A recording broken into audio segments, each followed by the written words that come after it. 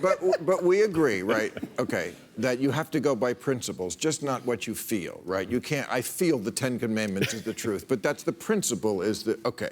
So I'm just asking this because last week we did a new rule about this guy who was dressed up as a Nazi in Seattle, and he may really be a Nazi, or he may be just a crazy person, and maybe there's not a big difference. Yeah. But you know, when people saw him there on the bus, it went around the internet, and some good Samaritan, according to some people, went out and punched him out. Mm. And it got a lot of raves by liberals. And liberals should not be raving about this. I mean, we have a First Amendment. I don't like Nazis either. I rooted against them on Hogan's Heroes. But we have to go by principles and not feelings. That's what the other side does. You can't just punch Nazis. The First Amendment says the government can't pass laws that abridge free speech. I mean, I grew up in the home with an anti-fascist. He was my uncle, who was a World War II veteran who fought against fascism. And if he was riding that bus and saw a Nazi symbol of someone who wanted to throw all Jews into ovens and ethnically cleanse all colored people from the planet, my 90-year-old uncle, if he was alive, would have punched that son of a bitch in the face, and I would have had his back. The violence. But then that's what I just... Is throwing Jews into ovens violence? But this guy was not throwing Jews into ovens. This is not on a bus in Seattle. He was intimidating using an insignia that breeds hate, and it's talking about death. But it's a So we get to punch him in the face? No, I don't believe in violence. But there needs to be something.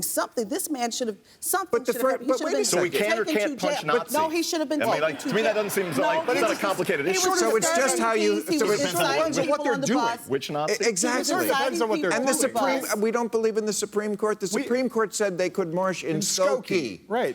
And we just saw that they were allowed to march. I mean, this is what the First Amendment says. Right. Even if something is odious, this is America. You are allowed to express it. If you throw the principle out the window and just say, it's how I feel, then you're just as bad as them. But you know, Bill, first of all, I'm not as bad.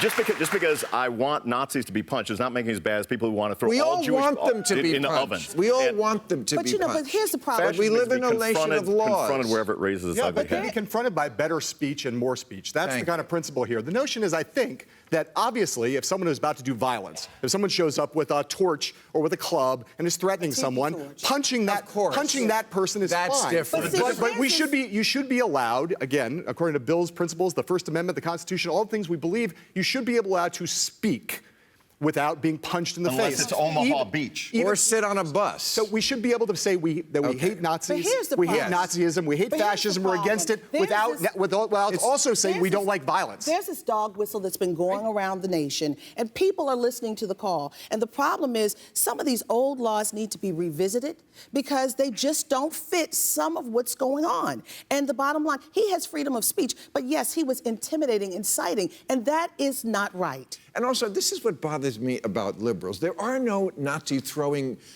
Jews in the ovens now in America. This thing about, doing something that looks like it takes courage, and it doesn't take courage. First of all, I'm not a liberal, okay? So let's make that very clear. But the difference between Charlottesville and Boston was very, very clear. The odds were even in Charlottesville, and that's when someone got killed when teacher torches in the streets. In Boston, the Nazis were outnumbered 20-1, and they hid in the little cabana cupola place, scared to death, and asked for the police to take them out of there because people stood up and said, we're not going to, under any circumstances, allow this ideology to be one that has reign in the United States of America. But they did it in a peaceful and nonviolent way in Boston. But very effectively. Yeah, but that's what they did. They felt comfortable marching without hoods there because they are now without hoods in the Oval Office, and that's where it stems. I'm going to say something. Harry Belafonte said that was deep, though. Harry Belafonte said something to me before.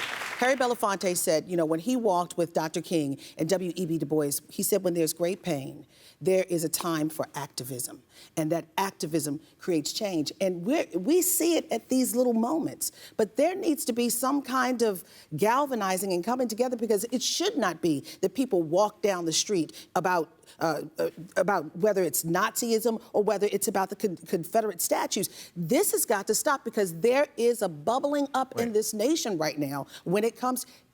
E.B. Du Bois was alive? With Harry Belafonte years ago. Really? Yes. He walked with him and talked with him, Paul Robeson and Dr. King. Wow. Yeah.